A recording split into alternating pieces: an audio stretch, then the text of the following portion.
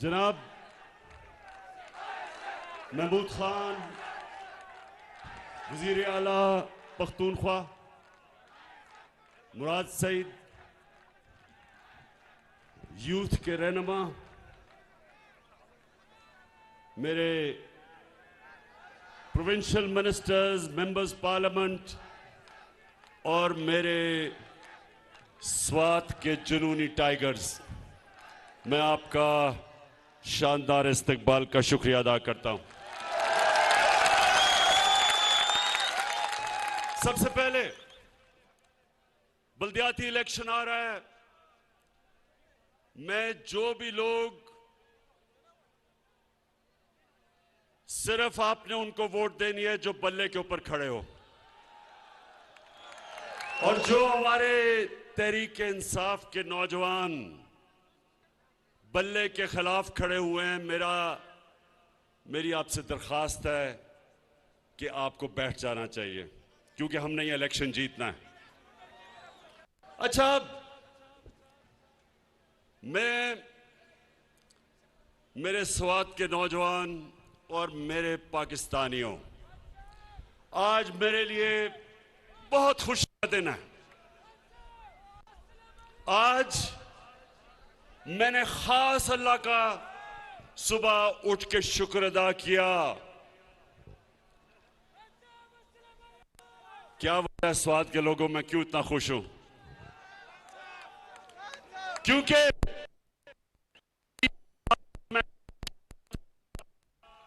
मैं और मेरी टीम, पाकिस्तान का फॉरेन ऑफिस, मेरा फॉरेन मिनिस्टर शाह महमूद कुरैशी,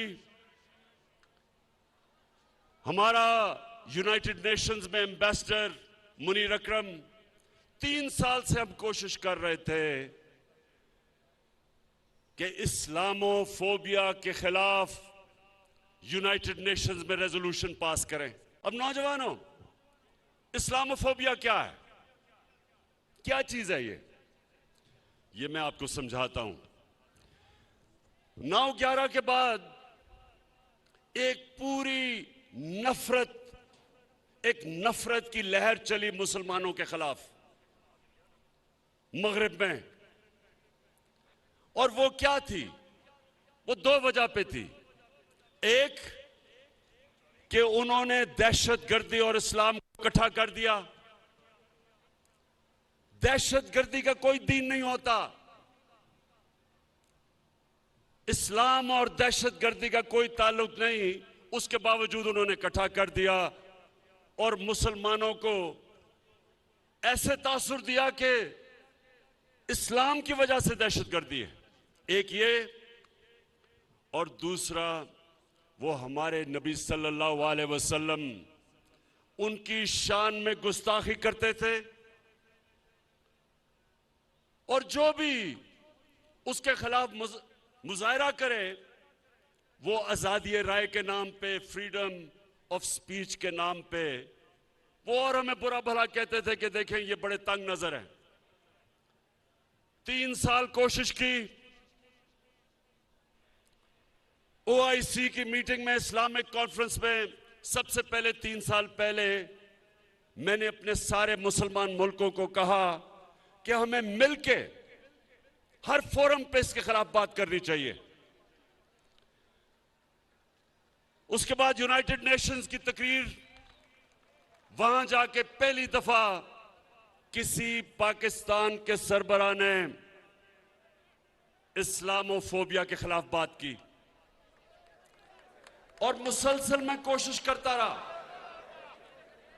मेरे यहां नौजवान जब भी कोई नबी की शान में गुस्ताखी करते थे, सड़कों पे निकलाते थे, तोड़ फोड़ करते थे, लेकिन कोई फर्क नहीं पड़ता था। तो मैं इनको तब कहता था, नौजवानों, मैं ये केस लड़ूंगा और इंटरनेशनली मैं केस लड़ूंगा, और कल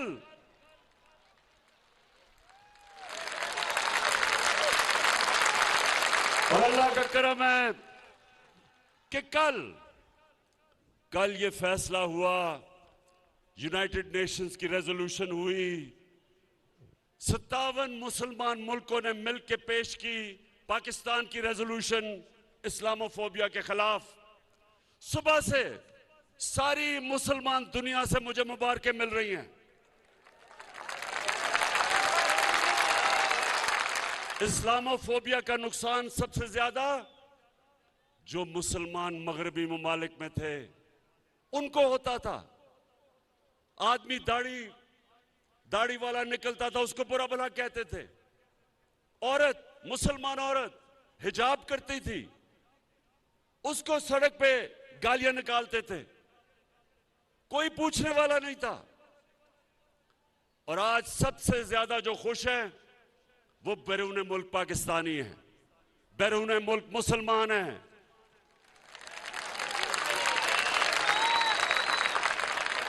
हिंदुस्तान में आज कल हिंदुस्तान में कर्नाटका की अदालत ने फैसला किया कि मुसलमान लड़कियां हिजाब नहीं कर सकती।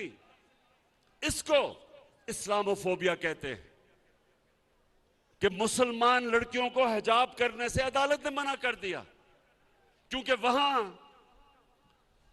एक तासुब वाली, तंग नजर वाली आरएसएस की हुकूमत जो इस्लाम के खिलाफ है, मुसलमानों के दुश्मन है, अदालत ने यह फैसला कर दिया कि औरत अपने सर पे चादर नहीं ले सकती। यानी औरतें कपड़े उतार तो सकती हैं लेकिन कपड़े पहन नहीं ज्यादा सकती। ये है इस्लामोफोबिया। और शुक्र है अल्लाह का कि हमारी कोशिशों की वजह से यूनाइटेड नेशंस ने ये रेजोल्यूशन पास की। और अब मैं सवाल पूछता हूं, फजलुर रहमान, मैं तुम्हारे से सवाल पूछता हूं,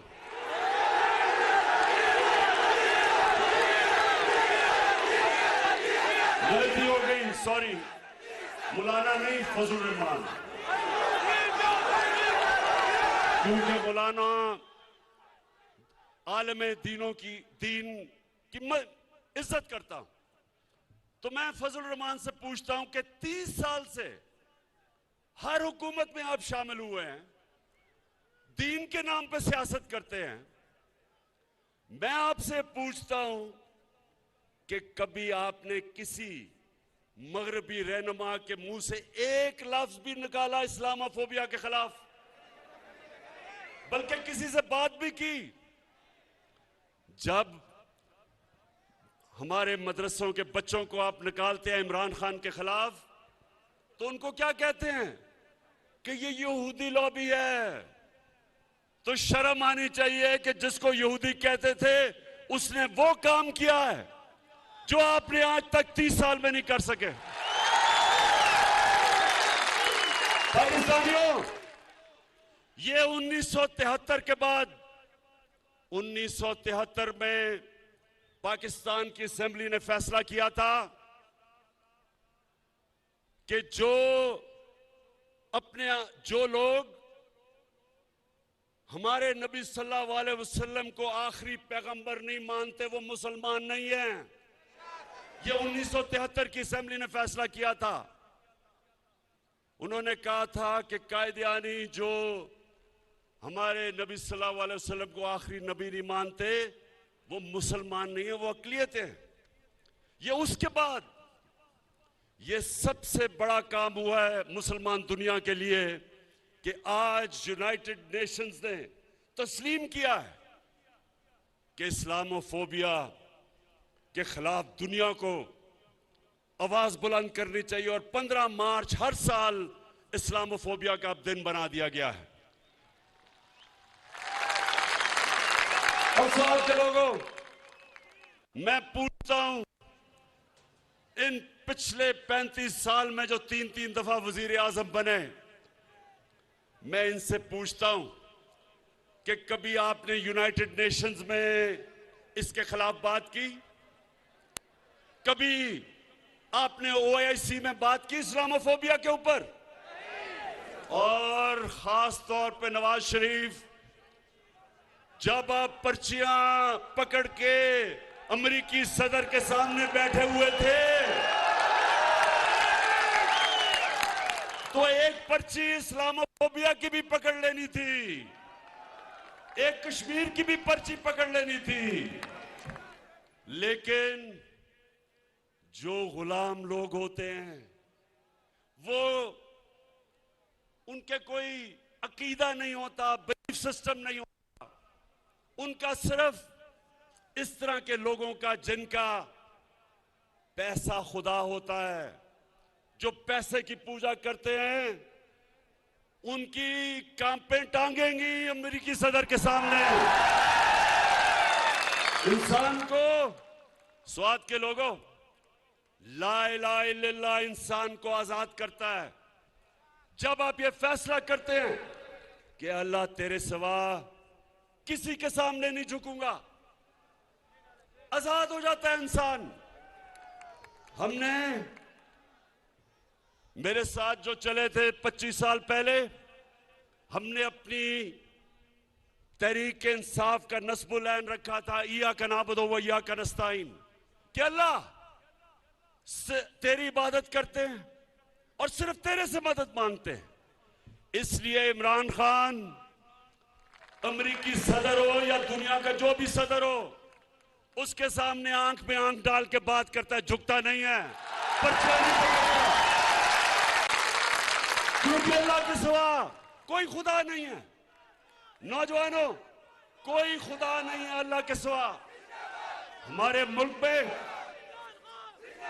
जब 2008 से लेके 2018 तक ये दो जमातों, पीपल्स पार्टी और नून लीग जब इक्तदार में थे, 400 ड्रोन हमले हुए पाकिस्तान पे, 400। हमारी औरतें बच्चे मरे, बेकसूर लोग मरे, हमारे लोगों के घर बर्बाद हो गए। अमेरिका की जंग में शिरकत करके स्वात के लोगों ने कितनी कुर्बानी दी, कितने लोगों ने नकल मकानी की, घर उजड़ गए लोगों के।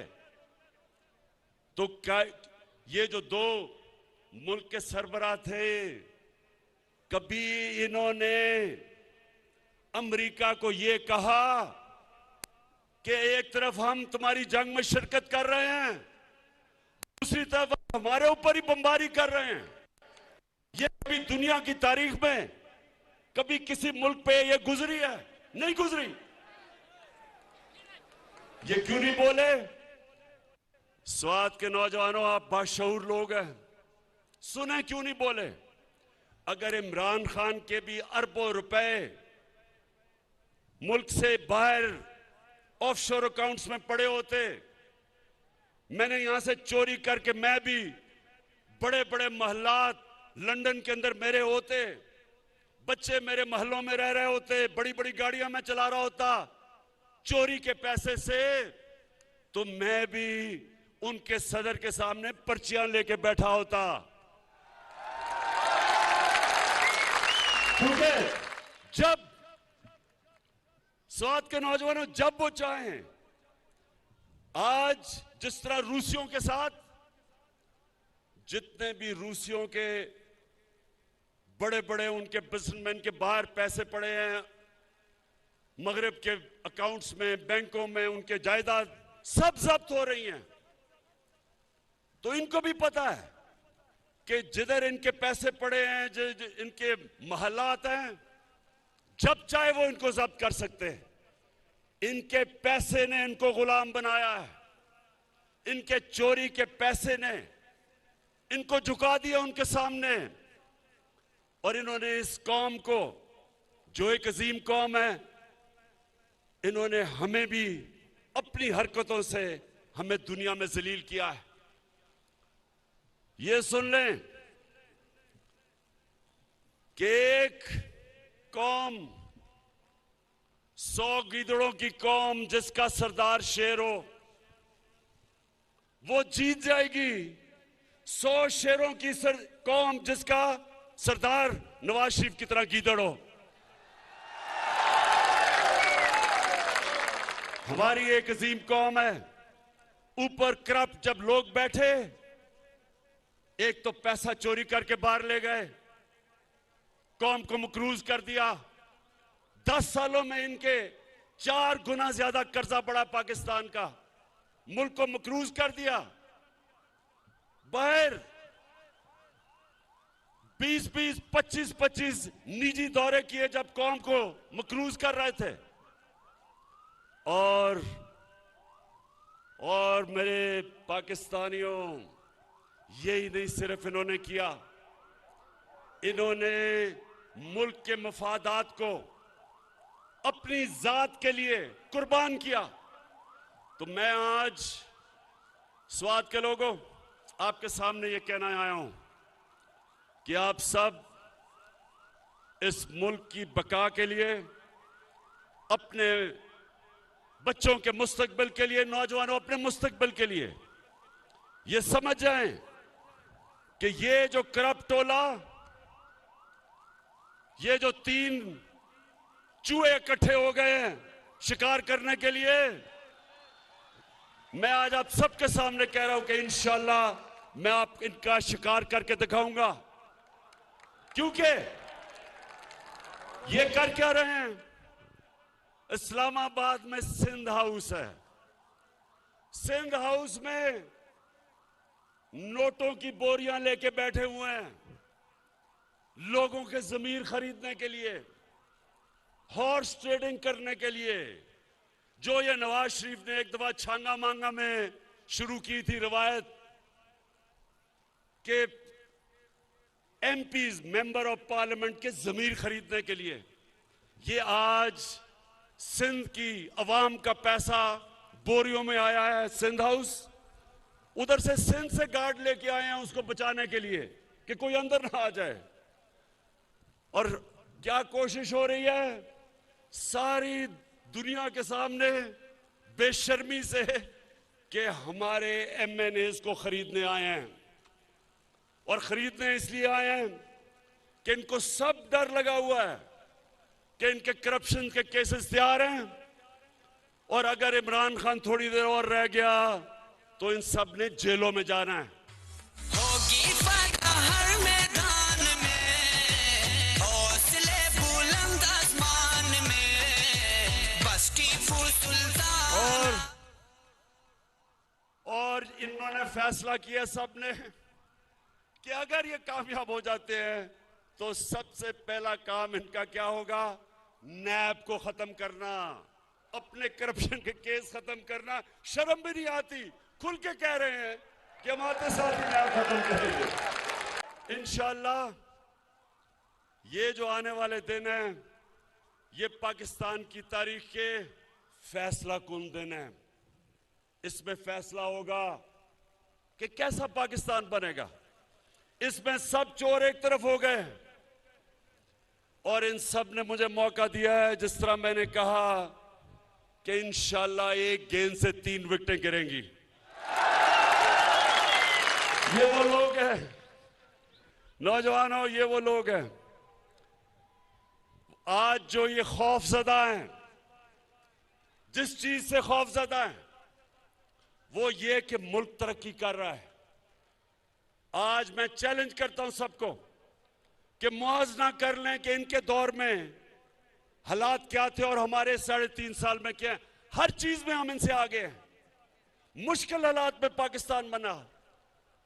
पहले दिवालिया निकाला हुआ था इन चोरों ने, उसके बाद कोरोना आ गया। पाकिस्तान वो मुल्क था जिसने अपनी कौम को, हमने जो फैसले किए, अपनी कौम को कोरोना से भी बचाया और अपनी माइशत भी बचाई। दुनिया ये मानती है, दुनिया किस तरफ जा रही थी, हमने दुनिया के मुखालिफ फैसले किए और आज दुनिया कहती है कि जो पाकिस्तान ने अपने लोगों को कोरोना से बचाने के लिए फैसले किए थे वो सबसे बेहतरीन थे। अब हमें मानती है दुनिया। हमने उस दौर में एक्सपोर्ट्स पाकिस्तान की तारीख की रिकॉर्ड की, सबसे ज्यादा टैक्स पाकिस्तान का इकट्ठा किया। उस टैक्स से 10-10 रुपए हमने पेट्रोल और डीजल कम किया, 5 रुपए यूनिट बिजली कम की। हमारी टेक्सटाइल की रिकॉर्ड एक्सपोर्ट्स, इस मुल्क के अंदर कभी इतना ज्यादा ज़राअत के अंदर पैसा नहीं आया गंदम की रिकॉर्ड, मकई रिकॉर्ड, चावल की रिकॉर्ड फसल। वो मुल्क जिसके जो ज़राअत का मुल्क था, पहली दफा किसानों को इस तरह का पैसा मिला। आईटी, जो नौजवानों का जो मुस्तकबिल है, रिकॉर्ड आईटी की एक्सपोर्ट्स की। मैं चैलेंज करता हूं, हर चीज में हम इनसे आगे हैं। हम वो हैं जिन्होंने पहली दफा अपने बच्चों का मुस्तकबिल सोचते हुए मौसम की तब्दीली को बचाने के लिए पहले 1 अरब दरख्त पख्तूनख्वा में उगाए, अब 10 अरब दरख्त सारे पाकिस्तान में उगाने जा रहे हैं अपने बच्चों का मुस्तकबिल बचाने के लिए। हमने 10 डैम्स शुरू किए हैं पाकिस्तान में। 50 साल के बाद बड़ी डैम्स बन रही हैं। ममन डैम 2025 में, जो सारे पेशावर के इलाके को इनकलाब आ जाएगा, वहां ज़राअत में भी पेशावर के लोगों को पानी भी मिलेगा।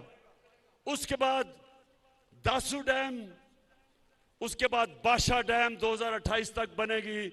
जो पाकिस्तान का जो पानी है, जो रिजर्वोयर है, वो दुगना हो जाएगा। इससे और जमीन काश्त में आएगी, इससे और ज्यादा इंशाल्लाह अनाज इस मुल्क में होगा, इससे इंशाल्लाह और खुशहाली आएगी। तो आखिर में स्वात के लोगों, जरा मुझे अब आपने हाथ उठा के बताना है कि क्या, अभी हाथ नीचे करो, अभी मैं बताऊंगा। क्या आप तैयार हैं कि एक गेंद से मैं 3 विकेटें गिराऊं?